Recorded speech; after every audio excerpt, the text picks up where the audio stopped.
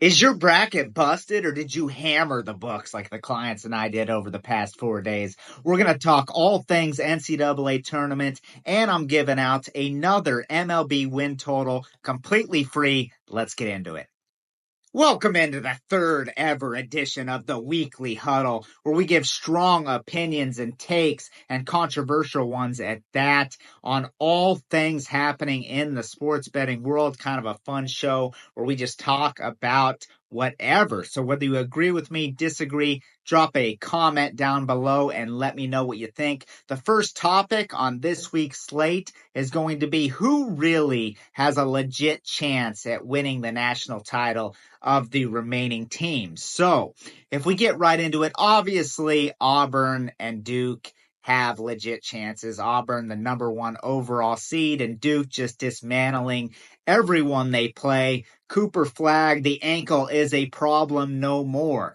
Now, Michigan turns it over more than any team in the entire nation. There's no way that they can win the championship. They are just absolutely horrific when it comes to that. Now, they didn't have a lot of turnovers in this past game against Texas A&M, but that was an epic collapse by the Aggies, and we're going to get into that in our next segment. Arizona potentially can win it. You know, those West Coast teams are always underrated because they play so late, so the East Coast doesn't watch them as much. But Arizona, extremely talented. The problem there, Caleb Love, just not a very good shooter. He can be in certain games, but he can go ice cold, but a lot of talent around him for sure. Ole Miss, a very good team. In fact, the clients and I cashed with them. I gave them out as a free pick yesterday, and it was a never in doubt straight up winner. Michigan State does not have a chance at winning the national championship because they're just not big enough. They can't shoot the three and they can't hit their free throws. So Tom Izzo, a very good coach, but no matter how hard Sparty tries, they just don't have a shot. BYU, a great story, but again, not a chance. Alabama, now this is an interesting one because can the Crimson Tide win the title? Absolutely. The highest scoring offensive team in the nation at over 91 a game. But the thing with them is they have to play defense and they have to rebound better, or it's just not going to happen. Now, Florida has been my pick since the beginning of January to win it all. So obviously, I think that they can and are going to win the national championship. And I also think that this past game against UConn was great for them. Best thing that could have happened for the Florida Gators. Every team that wins the title has that one game that's close and they get tested. You don't just breeze your way through into a national championship. That's not how it works. So this game will not only serve as a wake-up call, but it will help them moving forward, winning that close one, knocking off the back-to-back defending national champs. Best thing that could have happened for the Gators, and still my pick to win it all. So if they're my pick to win it all, then that means that Maryland has no chance. But I'll go a little bit further and say that Maryland has no chance because they have a great starting five, but other than that, the depth is horrendous. After you get to their starting five, the talent level significantly drops off, and then you have the fatigue factor. They're just going to get worn down by opponents. Houston, did you see Houston play Gonzaga? I couldn't believe that game was so close. If you watch the first half of that game, Gonzaga they were shell-shocked, to say the least. Houston, the way they play relentless defense, and with LJ Cryer out there, Houston has always played great defense, but the difference between this last year's team and this year's team is the offense. They have one of the best offenses in the entire nation. Houston, absolutely a title contender. Purdue, just not good enough down low. No more Zach Edey. Sorry, Boilermakers, but you've made it this far. We'll call that a success. you're not going much further. Texas Tech, I would call a sleeper somewhat. I know they're a 3 seed, but we're to the Sweet 16, guys. Texas Tech, a very good team. They can score the basketball, very well rounded, and I think that they could potentially win it. If you wanted to place a bet on them as a long shot and potentially hedge, that wouldn't be the worst idea in the world. Arkansas, I'm so proud of them. We're going to talk about them in a second, but they're not winning the national championship. Tennessee can, absolutely. One of the best defensive teams in the nation, and the offense and toughness to go along with it. Kentucky will not be winning the 2025 championship because they don't play good enough defense. Mark Pope, the ultimate optimist. Now, they do have a very good offense, but if you watched Kentucky throughout the SEC season, then you know that they just do not play very good defense at times. That will come back to bite them. So there you go. Now you know who is legit and who is not. Next, we're going to talk about some embarrassing performances and give out some shout outs. We're calling this segment Shoutouts and Embarrassments. Teams that I'm very impressed with that have made it this far, and teams that, well, the name speaks for itself. They performed horribly, and we're going to call them out on it. But first, go ahead and like this video, hit subscribe to the channel, hit the notification bell, and comment down below. If you've been to my page, you obviously know that I sell sports betting picks, and there's a link down below in the description for that if you are interested. And if you're new to my videos, welcome, and definitely subscribe. I give out free picks in the form of YouTube shorts each and every day. Also, a disclaimer that this video is for entertainment purposes only. You have to be 21 or older to bet in the United States. And please gamble responsibly, everyone. So, let's start with the positive.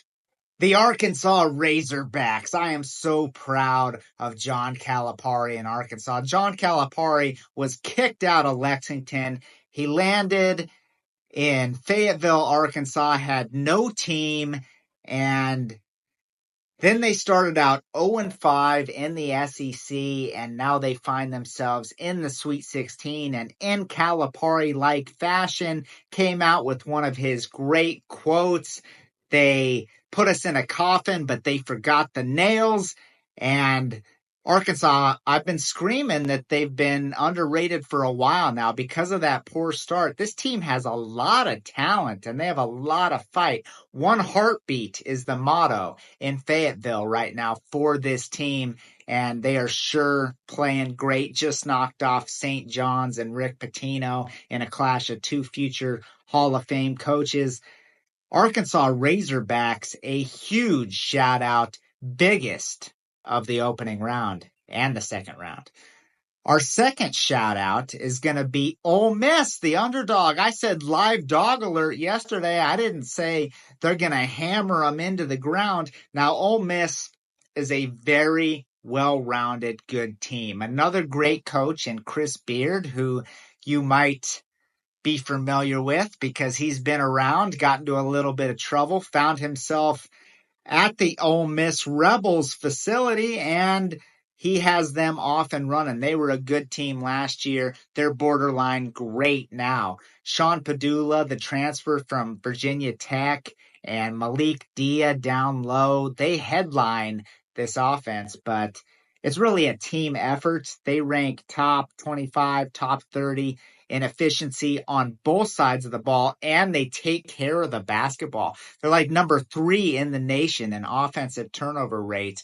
So definitely something you want to consider if you're placing a wager this weekend. So BYU gets a shout out as well, but the first two are the teams that I'm most impressed with. Now let's get into some embarrassments. And I want to rant for a little bit because there are a few teams that just absolutely were horrific. And that starts with the Clemson Tigers. All right. Clemson, it lost to McNeese State. And if you tell me McNeese is a good team, I'm not going to argue with you.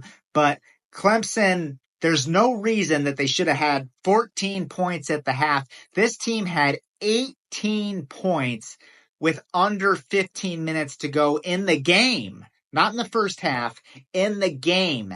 They had 18 points with under 15 minutes to go. And there's simply no excuse for them.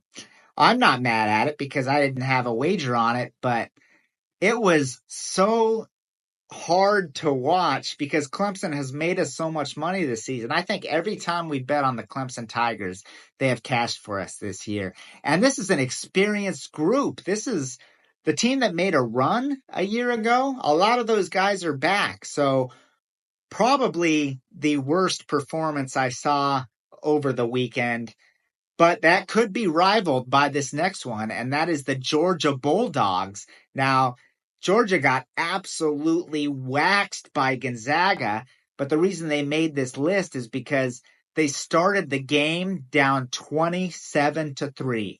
You heard me right, 27-3. And it's not like Georgia was this terrible team in the SEC, the best conference in history this season. They were a middle-of-the-pack squad. They made the NCAA tournament as an at-large, one of the 14 teams out of the SEC that did. They have a lottery pick in Asa Newell, extremely tough, have great size down low. There's no reason this should have happened. This is a good defensive team. They just simply weren't prepared. That's on Mike White. To start a game down 27-3 is something you just don't come back from. Embarrassing performance out of Georgia. A school that I really like, by the way. Honorable mention, Texas A&M. That was a team that we were on. I gave them out as a free pick. They're up double digits against Michigan in the second half and blow that game. An embarrassing stretch down the final 8 minutes or so for the Aggies. So don't let it sneak up on you. The MLB season starts Thursday, and we are prepared. In last week's show on the Weekly Huddle, I gave out a very good win total that you should consider. An over, and if you missed it, go ahead and click up right here and check out that video.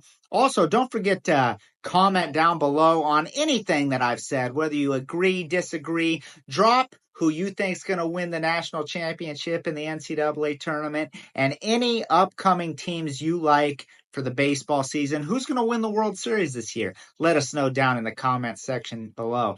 Now, today I am giving out an under that I really like, and this team is already listed at a very low win total, but they're going to go under their win total anyway, and that is the Miami Marlins. Right now at the book that I'm looking at, they are listed at 63.5. For those of you that aren't familiar, that means if they win 63 games or fewer during the season, then you'll cash your ticket. So the Marlins have only had one winning season in an entire 162 game schedule since 2009. That's not very good. I'm not even going to get into the drama they've had in the front office and ownership and all those issues, but it's a mess. Let's just leave it at that. Now, Miami ranked 26th in WOBA and 27th in WRC Plus a season ago, and that was with some really good hitters. I mean, they had Jake Berger, Brian De La Cruz, Josh Bell, Jazz Chisholm Jr., and Luis Arias. 4 of those guys are no longer even with the team, so you can expect this lineup to be absolutely abysmal. It was bad last year. If you're not good with metrics, it was one of the worst in MLB last year. It's going to be even worse this year. Now, they do get Sandy Alcantara back. He's the ace, and he'll be starting on Thursday, but we don't know what to expect out of Alcantara. He really struggled before going down and having to undergo surgery, and he could be worn down. This was a workhorse, a guy that Miami used for a lot of innings for a long time, and even if he is good, this team's still going under. He's one man in a 5-man rotation. 2 of their other starters are out, at least for the foreseeable future, with Tommy John surgery. The bullpen could be decent, but how many leads are they going to have to protect? I just told you they're going to have one of the worst lineups in all of baseball. The Miami Marlins are in for a horrific season. Take the under at 63.5 for their win total. That's going to do it for this week's edition of the Weekly Huddle. Thanks for watching, everyone. We'll be back next week with more hot topics and controversial opinions. And then, until then, take care. Best of luck with your bets, and thanks for watching.